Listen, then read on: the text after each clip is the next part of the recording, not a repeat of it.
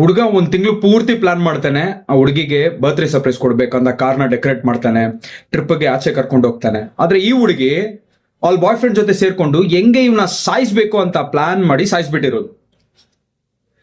Love marriage ಮಾಡ್ಕೊಂಡ್ರು problem, arrange marriage ಮಾಡ್ಕೊಂಡ್ರು problem, ದುಡ್ಡು ಇದ್ರೂ ಪ್ರಾಬ್ಲಮ್ಮು, ದುಡ್ಡು ಇಲ್ಲಾಂದ್ರೂ ಪ್ರಾಬ್ಲಮ್ಮು.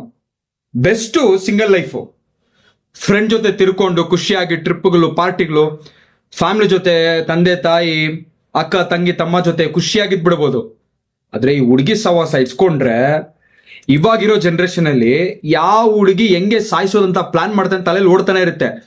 ಮಾಜಾದಲ್ಲಿ ಪಾಯ್ಸನ್ ಮಿಕ್ಸ್ ಮಾಡ್ಬಿಡೋದು, ಫ್ರೆಂಚ್ ಸ್ಟೈಲಲ್ಲಿ ಸರ್ಪ್ರೈಸ್ ಮಾಡ್ತೀನಿ ಅಂತ ಮನೆ ಕರ್ದ್ಬಿಟ್ಟು ಪೆಟ್ರೋಲ್ ಹಾಕಿ ಹಂಚ್ಬಿಡೋದು, ಸೂಪರ್ಗಳು ಕೊಟ್ಟು ಸಾಯಿಸ್ಬಿಡೋದು, ಮದುವೆ ಮಾಡ್ಕೊಂಡು ಅಫೇರ್ ಇಟ್ಕೊಂಡು ಮಕ್ಕಳು ಆದ್ಮೇಲೆನೂ ಸಾಯಿಸ್ಬಿಡೋದು.